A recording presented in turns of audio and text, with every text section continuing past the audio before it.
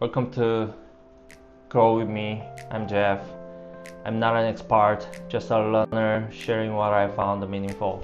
I take the insight I have learned from books and real world experiences. By sharing this knowledge, I help you expand your thinking while also reinforcing what I've learned myself. Whether you are commuting on the subway, grabbing your morning coffee, or just taking a break, I want to give you something valuable, a piece of knowledge that can actually improve your life and broaden your perspective. Today, we are going to understand how your brain thinks about money. And trust me, once you understand this, you will see the world completely differently. Let me start with a story. I have a friend who wanted to teach his middle school kid about earning and spending money. So he hired his kid to tutor the neighbor's elementary school student in math. Every time the tutoring sessions ended, he'd pay his kids $40. But here's what happened. The kid would take that $40, hang out with friends, grab some food, buy random stuff, and the money was gone before the next tutoring session. My friend wanted to teach his kid about earning money, but instead the kid was learning to spend money carelessly. So the question is, what should he do?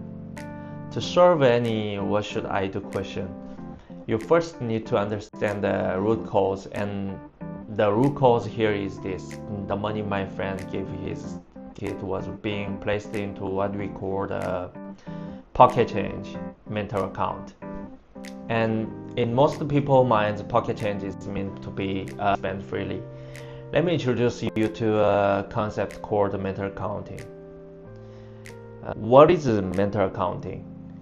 It's how people categorize the same amount of money into different mental accounts. As a businesses, if you understand this, you can help customers spend from their richest mental account. As individuals, if you understand this, you can make smarter financial decisions. So today, let's dive into which mental account people find it easiest to spend from. 3 mental accounts where money flows freely. And first one, the windfall account. People put money into different mental accounts based on how they got it. Money you worked hard for, money you won by luck, and money you found unexpectedly. They all go into different accounts. Imagine you spent 3 days writing an article and earned $500 from it. Would you take that $500 to a casino and gamble it? Probably not. But what if you found $500 on the street? You might actually consider trying your luck at the casino. This generous attitude toward unexpected money is what we commonly say easy come, easy go. There was actually a study on this. Researchers gave people $50. They told one group, you won this in a lottery, and the other group, you earned this from work. The lottery group was significantly more likely to gamble it or make impulse purchases. The work group save it or spend it on necessities. And second one, the emotional connection account. Here's another fascinating one. You've been wanting to buy yourselves $115 cashmere sweater, but you just can't pull the trigger. Then your wife buys it for you as a gift and you are thrilled. Even though you know it comes from your joint bank account, and you do the same thing. You buy your wife that iPhone she's been eyeing but wouldn't buy for herself. She's equally happy. You both spend the same amount of money as if you'd bought these things for yourselves, but somehow it doesn't hurt as much. This is what we mean when we say when emotions are involved, money flows. Third, the pocket change account.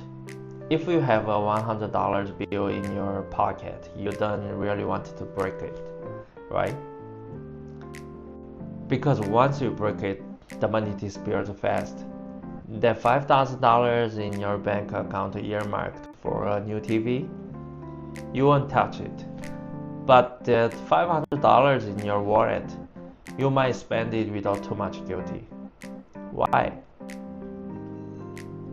Because it's in your pocket change account. This is what we mean when we say money slips through your fingers.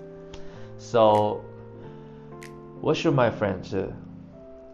It's very simple. Instead of paying his kid $40 after its tutoring session, pay him once every 10 sessions.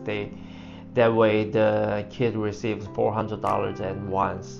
Not $40 in pocket change, but $400 in real money. Real money in people's mental accounting is meant for important things. The kid won't blow $400 on snacks at the school gate anymore. You have started thinking, what should I really do with this money? Now, let's see how this mental accounting concept solves real business problems. Problem 1. Tax cuts that don't stimulate spending. Imagine you are the tax department of a city. You want to reduce taxes to stimulate consumer spending and boost the local economy. But after cutting taxes, people are happy, yet they are still not spending more. What should you do? Try change tax reduction into cash bonus. When you say tax reduction, businesses and citizens think this is just less tax on money. That was already mine. That money goes back into their profit or income account and it doesn't trigger additional spending. But if you correct the full tax and then give them a bonus, now it's a windfall, it's unexpected income. People think, let me buy something I normally wouldn't buy. Spending gets triggered from the windfall account. Problem 2. Premium product people won't buy for themselves. I run a health supplement company. My product is excellent, but a bit pricey, and customers hesitate to buy it. What should I do? Try positioning your product as a gift. Gifts are things people wouldn't buy for themselves but happily buy for their parents or friends. Think of products like airborne or high-end vitamins that you see advertised everywhere. Money spent on gifts comes from the emotional connection account. In this account, spending too little actually feels inadequate. People want to show they care. Problem 3. Parents who won't spend the money you give them. Every year during the holidays, I give my parents a substantial amount of money.